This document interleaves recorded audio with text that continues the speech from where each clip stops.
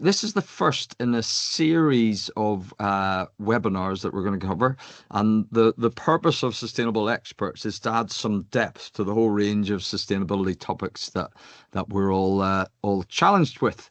So I'm Nick Riley from Sustainable X, and Claire Louise is our Sustainable Expert for Social Value. So when anybody absolutely positively has to win a tender on social value or get social value right, Claire Louise is where we go.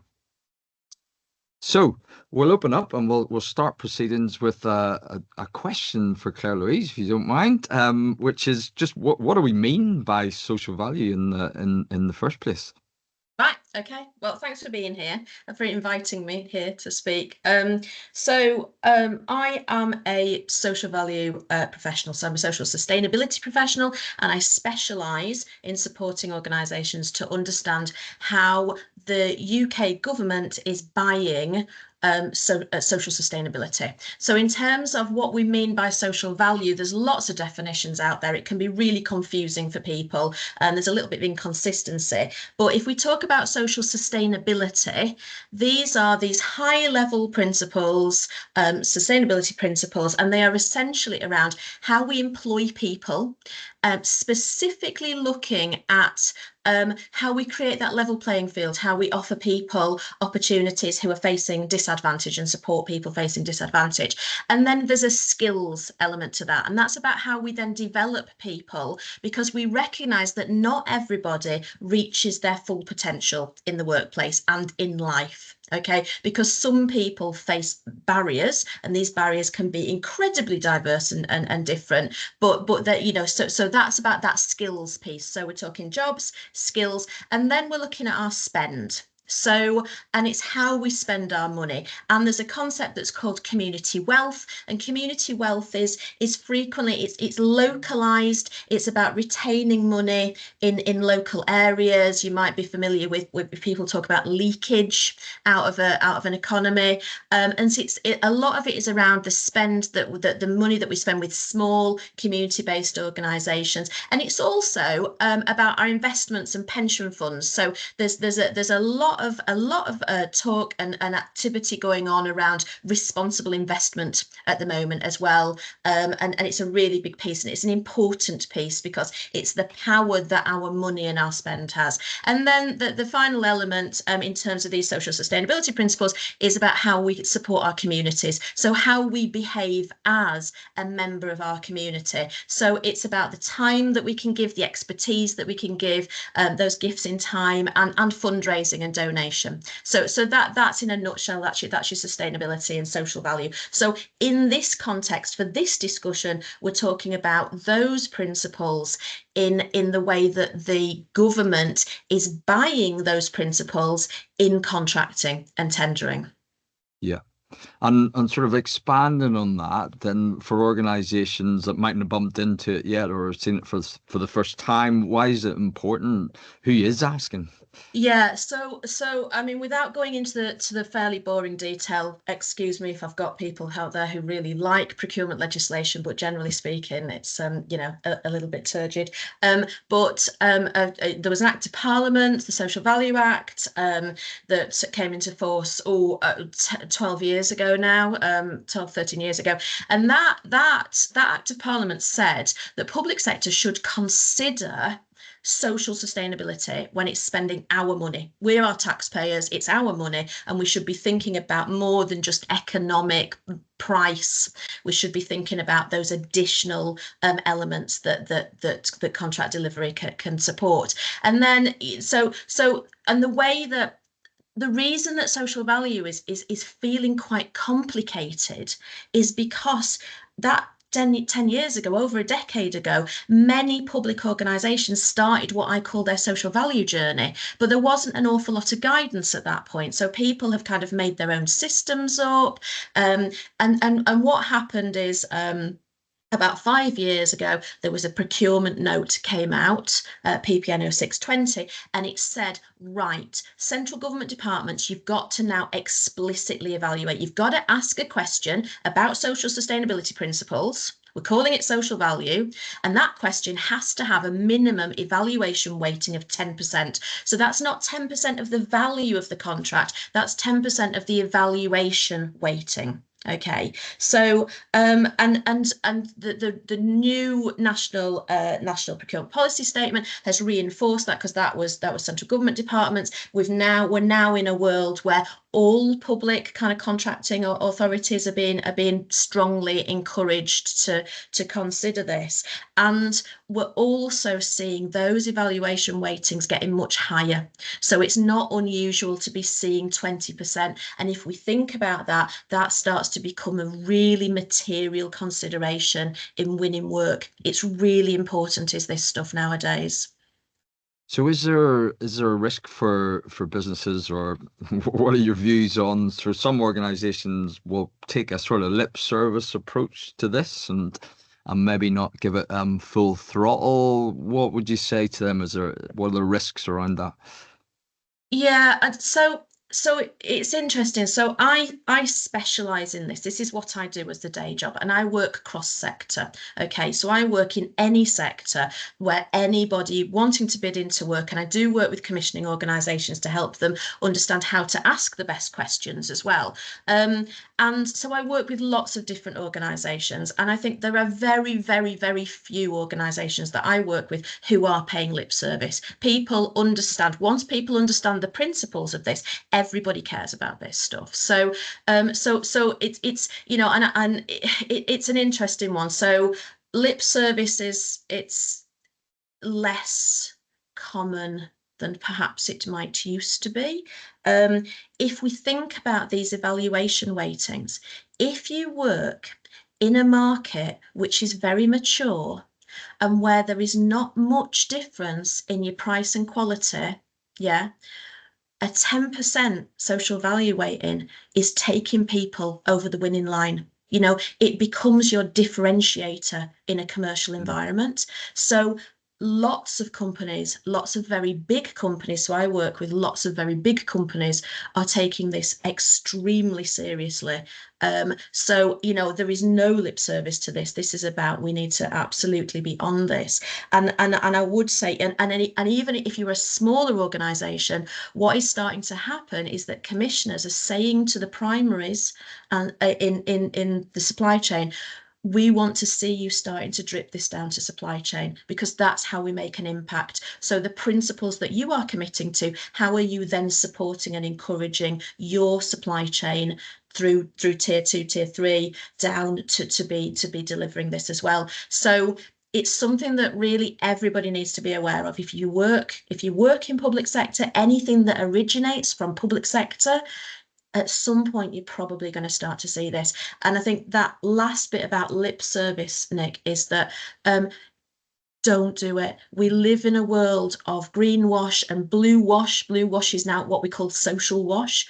And you're starting to see that backlash of organisations making statements that they can't actually substantiate. So if you're not going to do this, just don't do it. Just be very careful about how you're talking about it, because you could get yourself into a proper world of pain. Yep. And sort of jumping on a little bit then, in terms of the key elements of social value, and I know you got a slide on this, so I'll pop it up. But what are those key elements? And I think this PPNO2 is probably the source, isn't it? It's one Yeah, more so really. we've talked about these, you know, it's worth showing this slide, but essentially this is your procurement legislation. But so if you want to just jump on a slide, then we've got something about those key elements. Yeah, so we've talked about jobs and skills and spend of community. Okay, so within the methodology, so the procurement note said we need to explicitly evaluate. What then happened is something called the social value model was created. And the social value model is the methodology that central government departments must use to explicitly evaluate. Okay, but it's slightly complicated area, which is why I often say to people when I'm working with clients, it's a bit like herding cats, is social value in some respects, because you've got all the central government departments that should be using the social value model, And then you've got wider contracting authorities that don't have to use the social value model, yeah, and they might be using their own systems. And there's a very, very well-known social value data set called the TOMS, Themes, Outcomes and Measures, that has been developed by the Social Value Portal. It's a very good data set, and some commissioners are using that, and that is a more quantitative measure. But the themes within the TOMS are these themes. Okay, so just remember these principles. You're not going to go far wrong if you take that approach of understanding this at this high principle level: job, skills, spend, community. We've also got in the methodology, we've got environment in there, which can be a bit confusing, but I kind of see this as we are currently living in climate crisis, okay? And we as people need to take action to tackle this. So I say carbon won't count itself, okay? So I see the social value model as being how we motivate and inspire and mobilize people to take climate and environmental action. And then there's an element of well-being as well. And well-being is an interesting one because actually it's quite overtly around mental health. So there's a difference in mental health and well-being. I ran a mental health charity for 5 years. So, it's a very interesting area. And we're not talking about fruit at lunchtime. We kind of are, because it's a nice thing to do. But actually within the social value model, when we talk about well-being, we're talking about healthy workplaces. We're talking about respect and autonomy and the things that keep us well in the workplace, and how we as organizations can enact those practices which will keep people engaged and well. So it's a really important element. So these are integral to those 8 outcomes in the new social value model. And then you need to demonstrate on tenders, contracts that you're delivering these things. How do you measure evidence and communicate that in your kind of in your Yeah. tenders or Yeah, and I think this is something that I get asked all the time. Okay, and I'm really, it's an, if you take nothing else away from this chat, is that social value is specific set of commitments that you will deliver if you win this piece of work. Okay, so it differentiates slightly from your corporate social sustainability processes, or ESG strategy, or corporate responsibility strategy, however you want to talk it. That's that's your high level principles, and it's really important that an organisation has this. And what a good social value plan within contract delivery will do is we'll say these are the things that we care about as an organisation. These are the things that are important to us, our values. These are the things that are important to the commissioner for this contract. They might be localized. Yeah, a lot of social value is localized.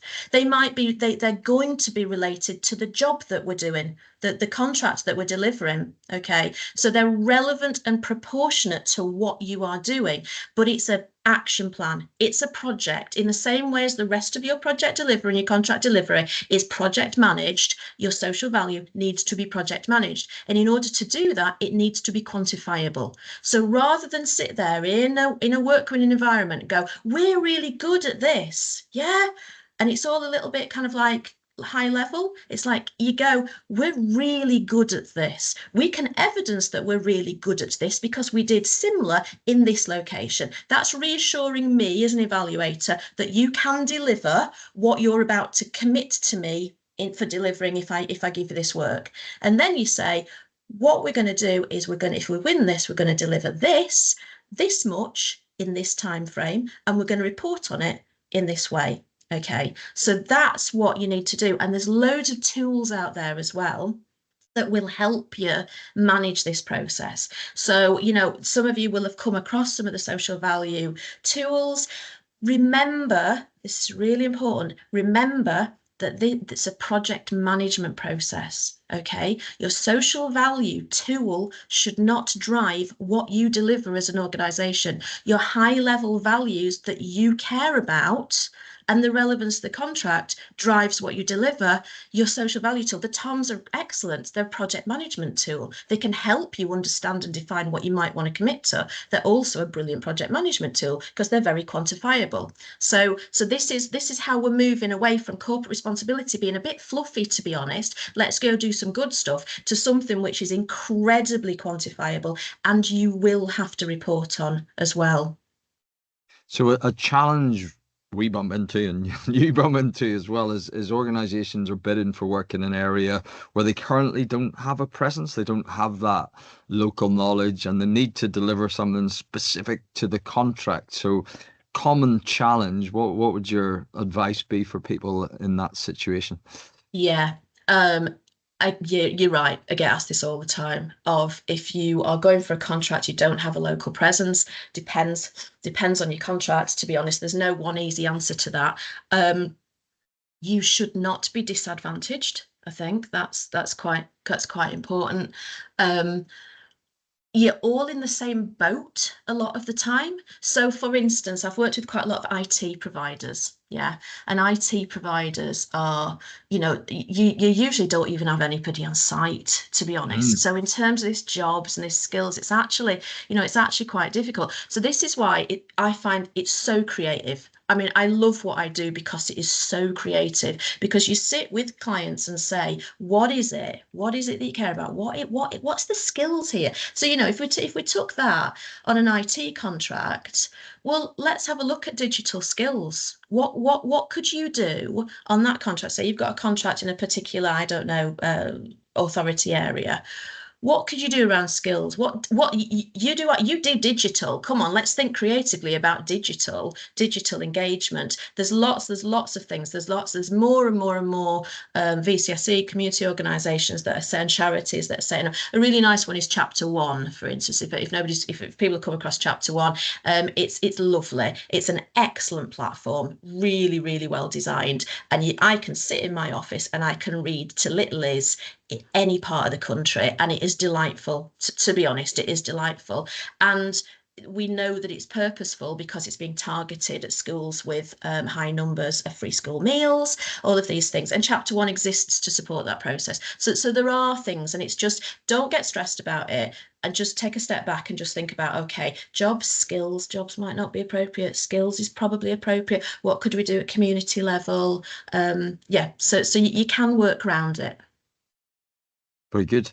So in terms of good practice, you see, because that's a lovely example, the chapter one and the word little ease. I like always. Yeah, That's a they're clever delightful. easeism. Yeah, it's like Um, year one you read into, and they're just delightful. Mm. nice. So good practice. I mean, are there other examples of good practice where you've seen people be really creative and bring real value to the area? Yeah, I mean, we haven't got time here to start going through that. There's a process. I I always, I say I try not to be a broken record. Social value is a methodology. There's a skill. It can be learnt. Okay, it is not a dark art. A lot of people think that this is just about doing some good stuff for the community, or so we either go, oh, it's just about doing good community good stuff, and it's like it is about doing community good stuff, but there's a bit more to this, that you need to understand. Or people look at things like the social value model and the TOMs and they go, oh my god, oh my god, oh my god, I can't do this. This is oh my god, yeah, and it's like, and Too that's not much. right either. It's something to be learned, yeah. And I kind of say it's a profession, and social value managers are starting to come through, and people are starting to understand it and learn about this. So, in terms of that good practice, there's lots and lots of things that you can do. It's understanding, right? Understand the challenges. Social sustainability starts from the principle that the world is not a fair place. Okay, it's different from environmental sustainability. Environmental sustainability kind of goes, let's not mess this up any further. Yeah. Social sustainability says the world's not fair, and we need to take proactive and positive action to try and help the world become a fairer place. So we start from a problem statement. Okay, Mm, so what's the problem? If we're looking at, I do a lot in engineering construction. Okay, so women are underrepresented in generally speaking. It's getting better, but women are underrepresented. So you start with a problem statement that says, okay, well, if we want to be representative across our sector and in this company, what action do we need to take in order to do that? So why are women not coming into our organization? And then you go, well, what targets could we set? What objectives? What feels like it could be realistic? And then we work backwards to determine the actions that we need to take and how we will measure those actions in order to achieve the outcome. And yeah, and that's called theory of change. And you can learn theory of change. It is a tool. So so there's lots and lots of good examples, but I think it starts with people really sitting down and thinking, what is our capacity to influence change? What is yeah, I think the ISO 26,000 corporate responsibility might be slightly out of date, but I read that a while ago, and there's a phrase, the sphere of influence. And mm. I just thought that nails it. What is within my sphere of influence? What can I affect change most effectively? And that's my principle as an organization. We understand the change that we can create for those that need the most support in creating a society that is more equal. And that will differ from organization to organization. But taking that approach and taking the time to understand that is your first step in it. I don't know whether that really answered the question or whether I've just gone off on a Yeah, no, no. soapbox, but It's good. No, and I think something that we keep coming back to on social value with organizations from the overall perspective and on contracts is using your unique strengths and unique skills. So it's applying leverage. So not looking at what someone else does and maybe they're out painting in the community, but your IT business, what's the value of them going out painting in the community when they've got this unique set of IT skills that they can apply, and that's what they should be doing. yeah, and that volunteering piece, I mean, it's an example of a practical thing. So if we think about the metrics, the commitment that you might make within a tender is X number of hours volunteering. But your project plan and your outcomes is what change do you want to create through that volunteering? So if you want to create change around representation in your sector because you are recognizing that certain types of people are less represented. So if we go back to chapter one's a lovely thing to do with littlies, but the reason that we do it is because children from socioeconomically disadvantaged backgrounds do not do as well in their GCSEs, okay? And it starts at early years. So children start to fall behind from when they first start school. So those core fundamental skills around functional skills, maths and English, they start to fall behind. So by the time that they get to GCSEs, we are not seeing those outcomes. And if you don't get your maths and English, you cannot get into college, you cannot get onto training programs. So the fundamental value of doing that, and that's fundamentally your pipeline as well. So so charity starts at home. As an organisation, if it's important to me that my workforce is representative of local communities, I might choose to do something like chapter one, and we're talking a really long pipeline here. Yeah, I kind of always see it like a funnel. And when I'm a complete geek, me, total geek, and I like drawing plans, and I kind of go, right, okay, what's the logic process here? I want a logic process. I'm not just going to pick things out of thin air. I want to understand and articulate why doing that is ultimately going to count towards that outcome. And then I might use a metric, as in hours volunteered, supporting functional skills at primary level, because it's part of my theory of change to represent greater representation in the workforce in 20 years, 10 years. So yeah, I've lost the plot. But what were we talking about? That's not like you at all. No.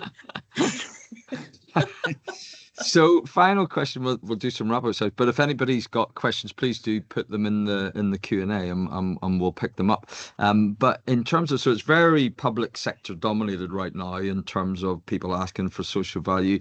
Are you seeing it in private sector organisations and tendering processes? Do you expect to see it more? Um, right. So obviously, with doing social value, my clients are working in public sector. However, a lot of the clients that I work with will be doing both public and private work. Okay, so an element of their income is coming from public sector contracts, but the principles are the same across the company. So, and also if you're sitting here and going, oh, but I don't ever get work from a local authority or a public commissioner. But if you're getting work from a larger organisation that is being, what I said earlier, that is having those drivers from public commissioners to be doing this, you are going to start to see it coming through. So I think that it's all an interconnected world, isn't it? But from the reputation management, if we go back to saying this isn't just because you're being hit by a stick by a commissioner. You're doing this because you care about this stuff, and organizations care about this stuff. I go into organizations and they don't know the first thing about social value and they're stressing. I have a lot of kind of quite panicked people sometimes calling me, okay. And I sit with people and we do a mapping exercise, and everybody's always doing it, but they just don't know. They don't know that it links to outcome 7. So all I do is I come in and I put structure to principles, because people are people and we all care about something. And so, our customers care, our clients care, it's our suppliers care.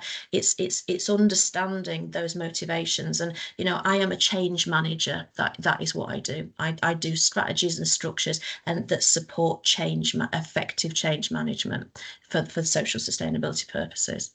Yeah. We always think from a competitive advantage point of view, if you are a client and you've got a choice between company A and company B, and company A is giving you this added value, why wouldn't you pick them over over company B?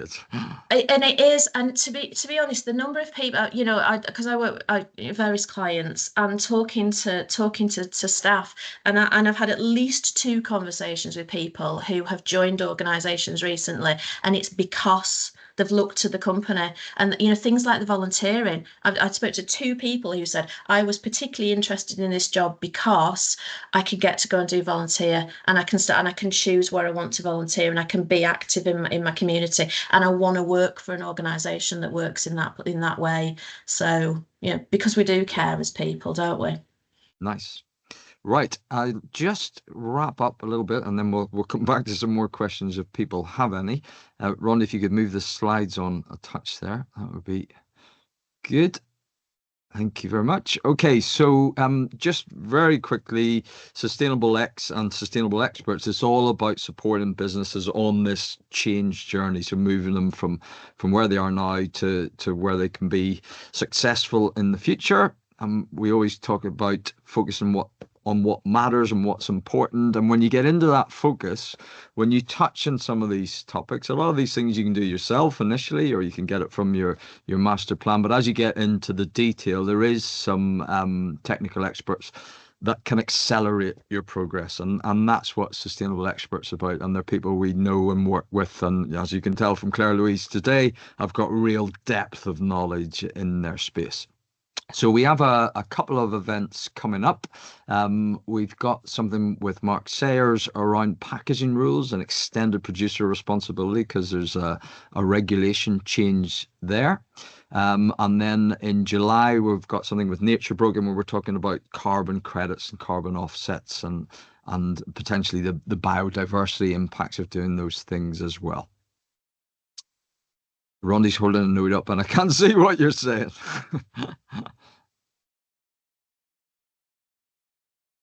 So, any further questions? If not, I have got a couple more for Claire Louise that sort of popped up as we went through procedures.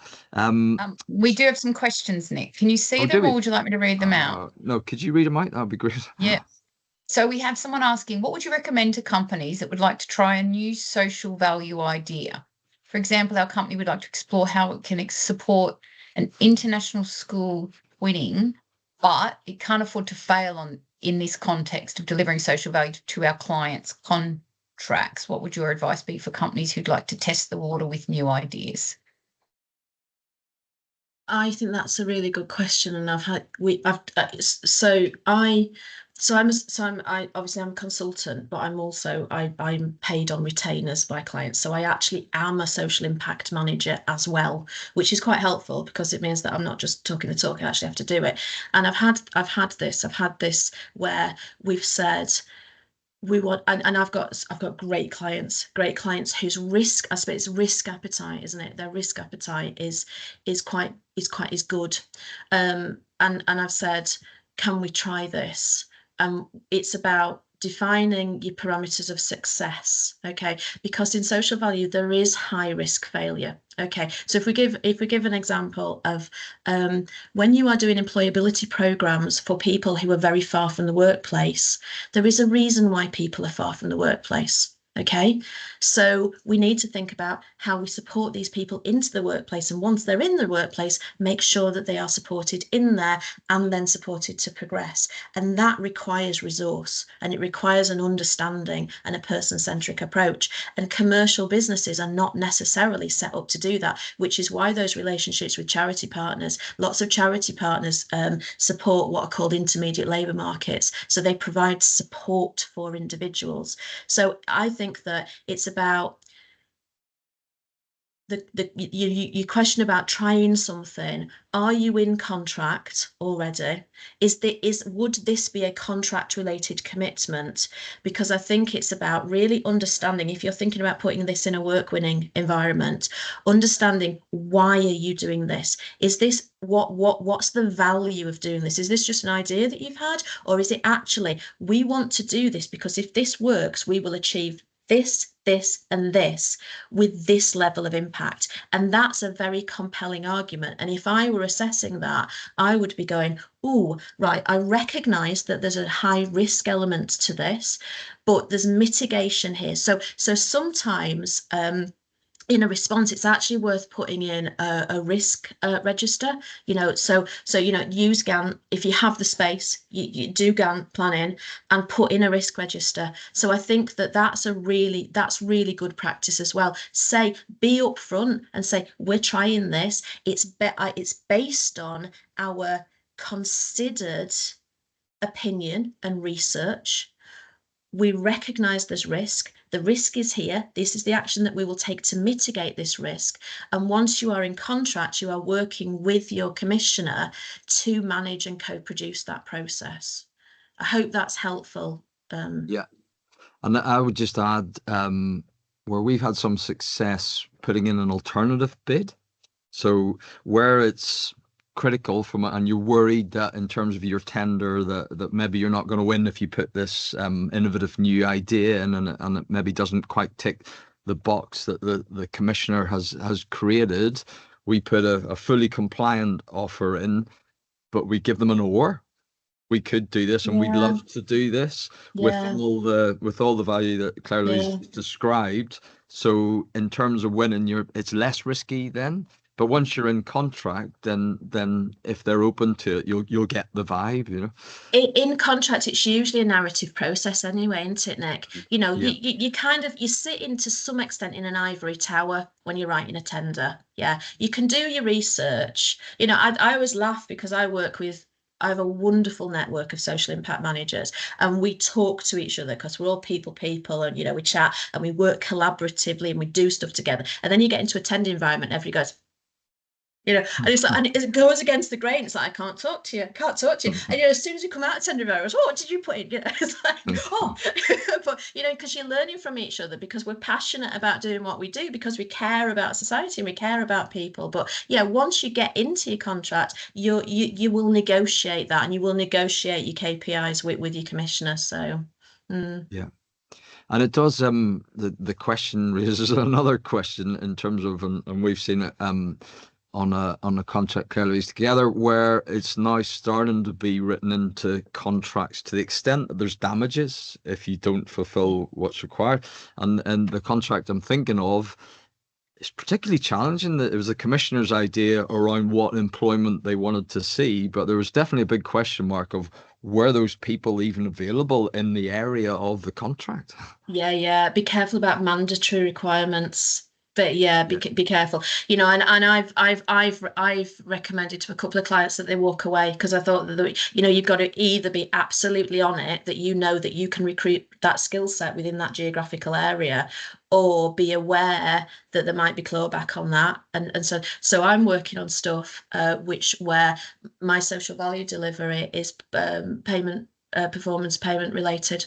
So if I don't deliver, we literally don't get paid. So never mind clawback. It's just literally, no, you don't get your performance related pay, which is, you know, I mean, they're big, they're very, very big frameworks, but they're very, very big frameworks. So I'm like, always get a bit stressed about, like, this is Yeah. lots of thousands of pounds that you're not Risk, going to yeah. get if I don't deliver. And then I'm going with, you know, I'm like, oh, let's try this. Oh, this is going to be inspirational. Let's try this. And, you know, I mean, it's a real testament to my clients that they're going, all right, Chapman, get on with it, you know. And it's like on payment related payment, you know, on Yeah. performance related pay. It's just like, But okay. it does bring it back to one of your previous points, that this does enter the project management discipline of It the is. You contract. got to be on it. There's no fluffy. There's no fluffy about this. You've got to absolutely be on it. I mean, I am, as I say, I am a geek, and I have my project plans, and I know, you know, I everything is carefully planned. I just had a thought. That question, Rondi, was it an international project? Just be Yeah. careful. I've fallen foul of this, right? Social value is very, very UK centric. Okay, it's things that you do to benefit the UK society, and environmentally as well. So that's a bit of a pain in the neck, particularly because, you know, let's face it, climate change and global, you know, greenhouse gas emissions, they don't just cluster around Yorkshire, do they? You know, so you're being asked to, you know, if you're doing conservation management, you know, things like offset as well, and we could have a whole conversation. You will have a whole conversation about offset, won't you, in different, but not in this environment. But it's just like, yeah, your projects need to be UK based, really, and there are some fantastic UK based projects but again, just be careful of, like, you know, greenwash and stuff like that. So. And within delivery teams, where are you seeing the role established? Because this is new for a lot of people, and they're not used to having to one, generate the social value, but two, capture the evidence. Who's doing that capture in a construction business, in an IT business? It's an interesting world, because the social value, social sustainability roles, some of the, you know, the bigger companies are starting to recruit. You know, it's kind of, I am a fellow of the Institute of Corporate Responsibility and Sustainability, and we talk about social value being quite a hot ticket at the moment. But I always think about social value as being like health and safety. Okay, so everybody in an organization should have an understanding of how health and safety integrates into their role. You know, what is the relevance of health and safety practices for what I do in an organization? Social value is exactly the same. We should all hold social value. We don't need to be experts at it, but we do need to understand what's the change that I can create, given me sitting in, I don't know, ARPS, HR, I'm out on site, whatever. And then you have somebody who's specialist, like you have your health and safety manager, you have your specialist in the organization that keeps everybody on the straight and narrow, is that point of contact for questions, develops the strategy. And I do a lot of this with clients, that when we're looking at strategy, because I do strategy development, we look at accountability and audit and governance. It's a really important aspect, because a lot of sustainability managers, and I don't know whether there are sustainability managers on this call, you can feel like an island. You can feel very, very unsupported in an organization, and you've got all these targets, and then you put the social value factor in of, oh my God, we've got KPIs on this contract. and people just think it's fluffy good stuff, and actually I know that we absolutely have to deliver this. So we go through that process of its change management, its communication, it's making sure everybody across the organization understands this and they understand the implications for their role, but often talk to audit teams and compliance teams, because that makes this important, doesn't it? Yeah, we need to deliver this. Therefore, it should be held under compliance in the same way as any other aspect of project delivery is held. Yeah, a perfect way to finish, and that's one of Rondi's favourite phrases is built in, not bolt on. And I think within contract delivery, you've got to build it in now. It's not a fluffy thing that sits on the side of someone's desk. So, Claire Louise, thank you very much indeed for all your input. You're welcome. Apologies to everybody once again for the technical difficulties. And if anybody wants to know any more, please do get in touch directly with us or with Claire Louise directly. And we'd always love to chat, as you might be able to tell.